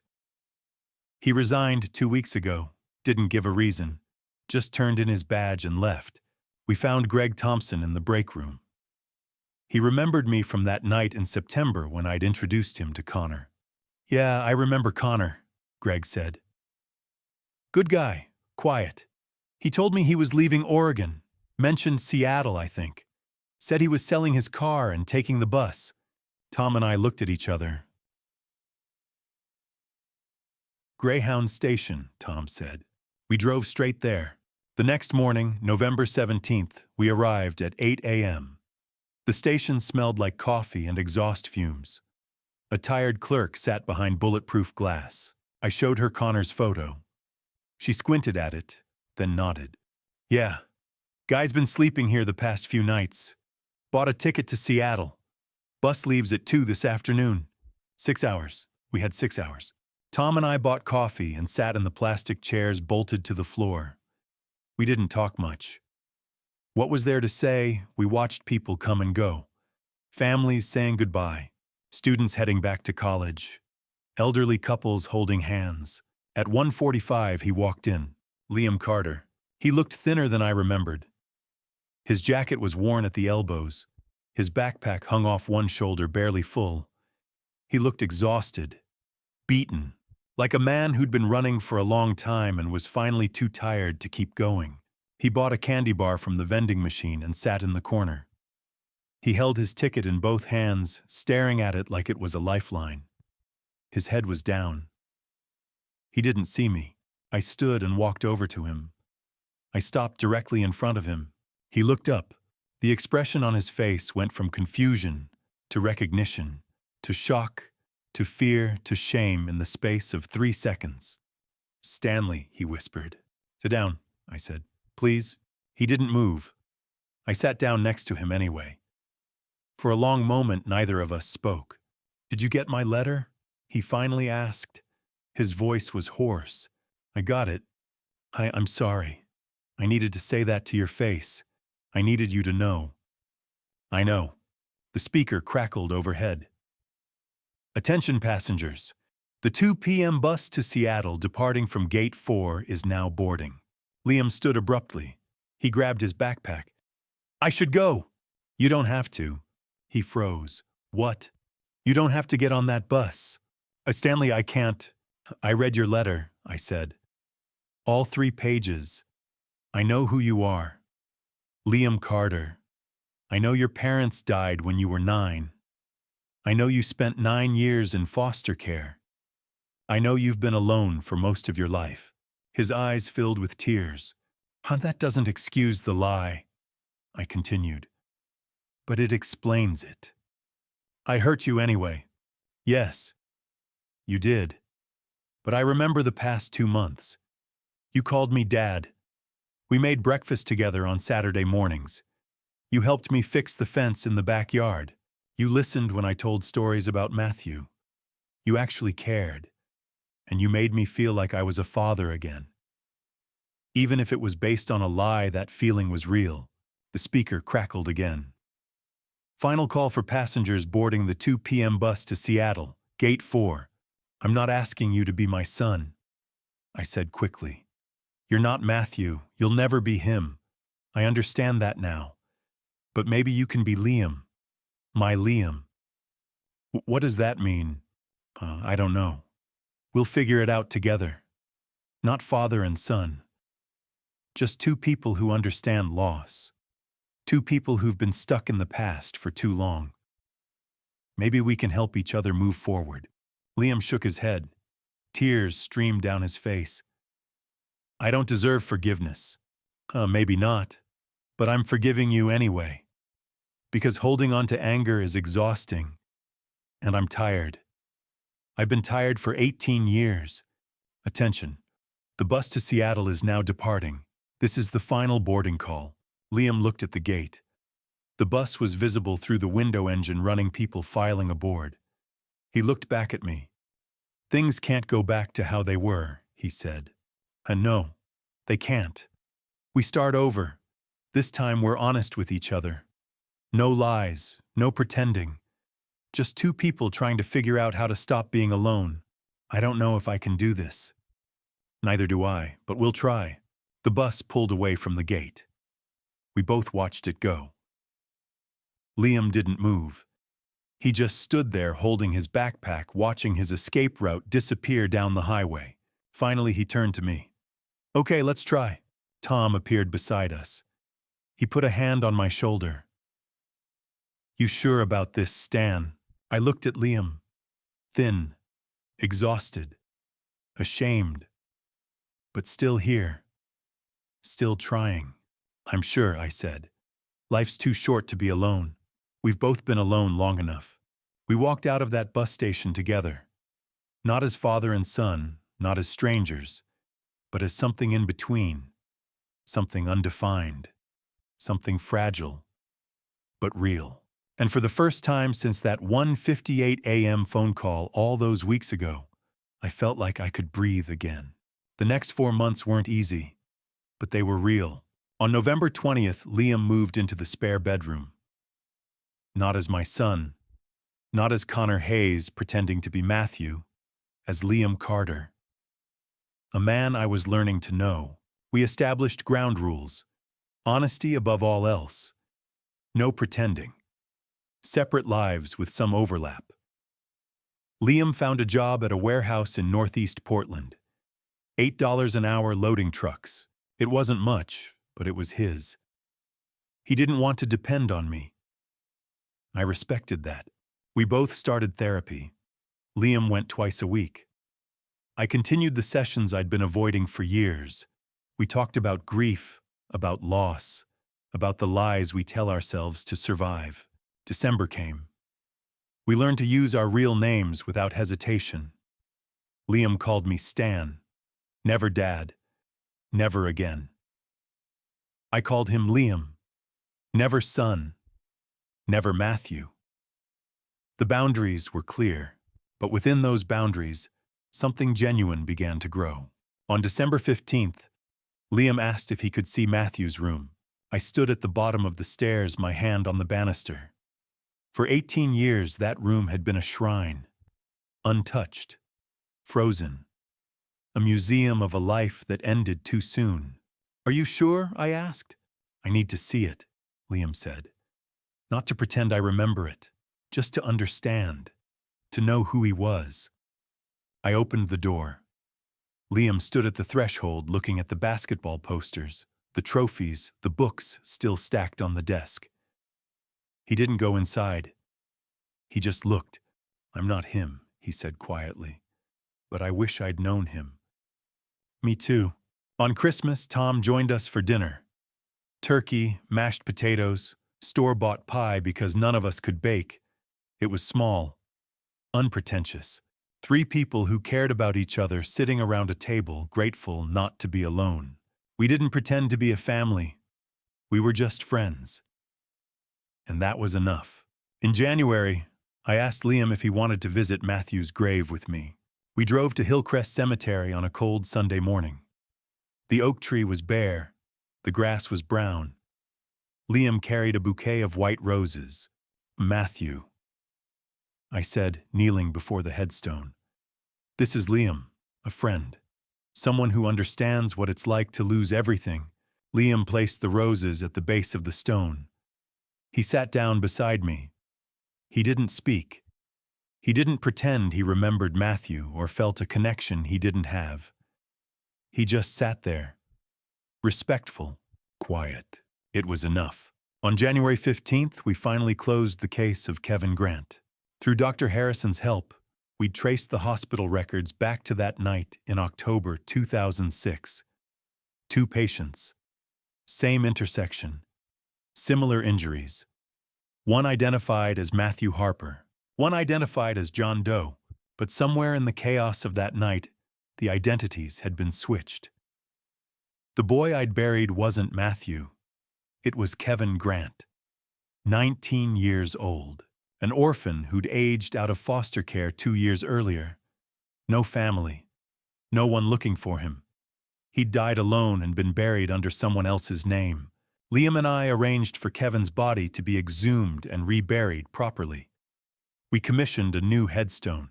Kevin Grant, 1987-2006. Finally home.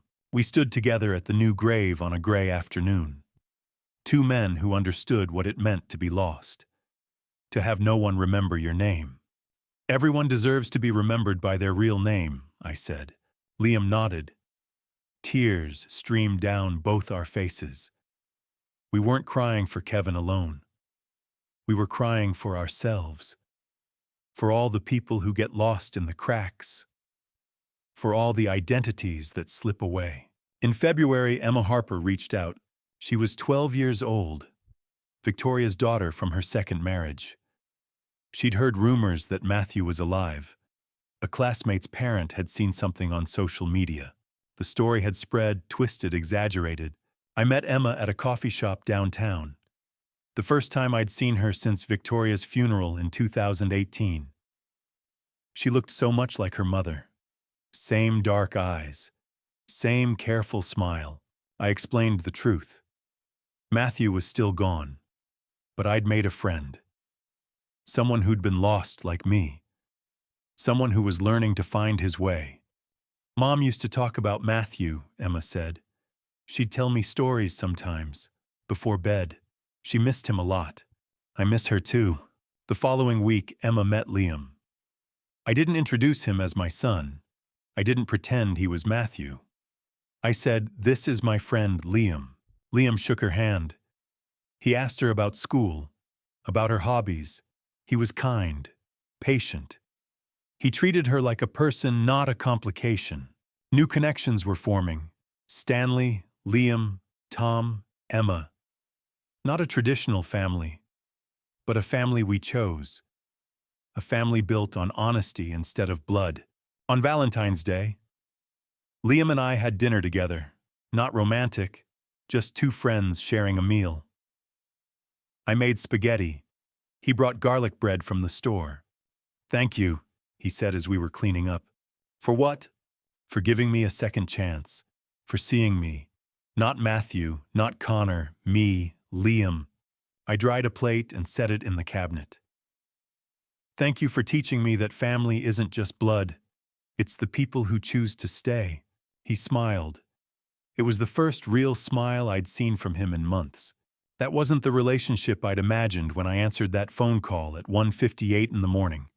It wasn't father and son. It wasn't Matthew back from the dead. But it was real. And the truth I'd learned was better than any lie, even a beautiful one. February gave way to March. Winter turned to spring.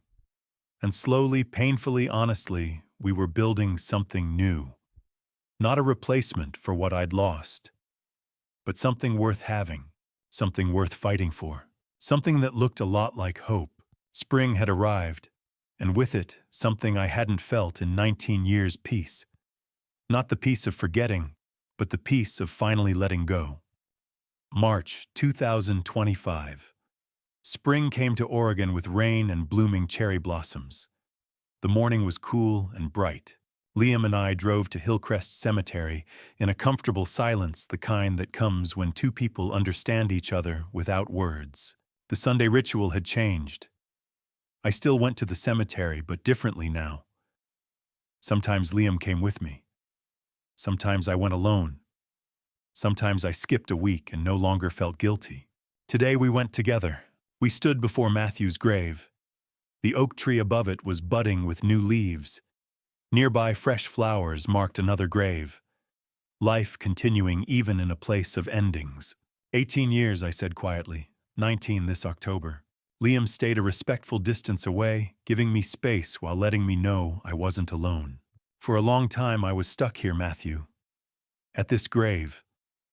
I thought that if I came every Sunday, kept your room untouched, and refused to move forward, then you wouldn't really be gone. But you were gone, and I was the one who refused to accept it.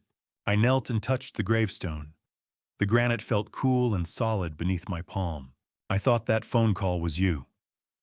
For 2 months I believed a lie because I needed it to be true. I was wrong, but I don't regret believing it. That lie led me here to this moment, to learning how to carry you with me, instead of being buried beside you. I love you, Matthew. I always will. But now I'm going to live. Really live. The way you would have wanted. Not just existing. Liam spoke softly. He'd be proud of you. I looked up. You think so? I know so. It takes courage to let go. We walked back to the car together. My steps felt lighter. For the first time in 19 years, I left that grave without crying. The grief was still there, but it no longer drowned me. It had become part of my story, not the whole story. At home, the house had changed. It was no longer a shrine. Matthew's room still existed, but the door stayed open now. Sunlight filled the space I had kept dark for years. I had been sorting through his belongings, not erasing him, but honoring him differently. I kept what mattered and released what didn't. Report cards, a basketball jersey, guitar picks he never learned to use. Liam helped me with the boxes. He picked up a crayon drawing of a stick figure family under a yellow sun. "What's this?" he asked. "First grade," I said, smiling. "A Mother's Day card for Victoria. Those were supposed to be flowers." "Tell me more," he said. So I did. Story after story. Remembering without drowning. Celebrating Matthew's life instead of only mourning his death. That afternoon, Tom came over. We sat on the porch with coffee watching spring unfold. Kids on bicycles, dogs tugging leashes, cherry blossoms drifting like pink snow. Before Tom arrived, Liam and I had been talking about ordinary things. Work, the Blazers' awful season, what to plant in the garden, normal life. "You look different," Tom said. "I feel different. Different good." I looked at Liam, then at Tom, then at the street alive with motion, at the house that was no longer a tomb, at a future that felt possible again. "Yeah," I said. "Better." Tom nodded. "I wasn't sure this would work. Thought maybe you were making a mistake. But you saved each other." "We did," Liam said. We sat there as the Portland sun warmed the porch. Three men shaped by loss who learned that family isn't always blood. Sometimes it's choice. Sometimes it's who stays. I had spent 19 years waiting for a miracle, waiting for my son to return. The miracle came differently than I expected. Not resurrection, but redemption. Not Matthew's return, but my renewal. Not getting back what I lost, but finding something new worth keeping. And that was enough. This is the end of my story, but it's also a beginning. Because every ending is just another way to start over. If someone had told me a year ago that I'd be here sitting on my porch with a man who isn't my son, but feels like family, I wouldn't have believed them. I buried my son 19 years ago. For 19 years, I mourned him. Then a stranger called and said he was lost. He wasn't my son, but he needed me. And I needed him. We found each other in the wreckage of grief. Over these months, I've learned things about grief I wish I'd known earlier. That it doesn't follow a timeline. That it doesn't make you weak. That it can coexist with joy. I've learned that being Matthew's father didn't end when he died. It evolved. The love I had for him didn't disappear. It transformed. It taught me how to open my heart again. Not to replace Matthew, but to honor him by living the way he would have wanted me to live. Fully. Honestly. With love. I've learned that fatherhood isn't just biology. It's showing up. It's listening. It's being there when someone needs you, even when that someone isn't the person you expected. On Tuesday evenings, Liam and I volunteer. I go to a grief support group at the community center. Liam works with a foster care organization mentoring teenagers who've aged out of the system. Last week, I met a man named Robert. He'd lost his daughter in a car accident 6 months ago. She was 16. He sat in that circle with the same hollow eyes I'd seen in my own mirror for years. "How do you stop feeling like you're drowning?" he asked me. I thought about that question for a long time. "You don't stop feeling it," I finally said. "But you learn to swim. You let people throw you lifelines. You remember that grief is love with nowhere to go. So you find new places to put that love. Not to replace who you lost, but to honor them," Robert cried. So did I. But this time the tears felt different. Not drowning. Just remembering. Across town, Liam sat with a 16-year-old named Marcus. The kid had been in 7 foster homes in 9 years, just like Liam had been. Marcus asked him the question every lost kid asks: does it get better? Liam told me later what he'd said. It gets different, and different can be good. You won't forget the pain, but you'll learn to carry it. And one day, you'll help someone else carry theirs. That's when you know you've survived. We do this work because we understand. We've both been lost. We've both been found. And now we give back what we were given. A chance. A connection. Hope. Last week, I found Matthew's wallet in the garage. I'd packed it away in 2006. Inside was his graduation photo. On the back in his handwriting, "To the best dad in the world. Lucky to have you. Love, Matthew." I showed it to Liam. He smiled. He was right. He was lucky. On the mantle now, there are 2 photos. The old one, Matthew at 19, grinning at the camera. The new one, Liam and me. Tom took it last month. We're both really smiling. Late at night, I still wonder. Was it Matthew, his soul reaching out from somewhere beyond? Or was it just coincidence, just Liam finding that phone in a storage unit? I'll never know. But I choose to believe both. That Matthew knew I was stuck. That he sent someone to help me let go. Not to replace him, but to remind me that life is for living. So I live, and I love. And every Sunday, I still visit that grave. But I don't stay long anymore. Because I have somewhere to go. Someone waiting. Not Matthew. Liam. my Liam, my chosen family, my second chance. If you've listened this far, you know my family story, every painful, beautiful moment of it. Now let me speak to you directly, not as a character, but as a man who lived through something that nearly destroyed him. I wasted 19 years of my life. 19 years mourning a son I'd already lost, clinging so tightly to his memory that I forgot how to live. I let grief become my identity, my purpose, my entire world. And when someone offered me hope, even false hope, I grabbed it so desperately that I couldn't see the truth. Don't be like me. Don't wait until you're 67 to realize that loving someone doesn't mean you stop living when they're gone.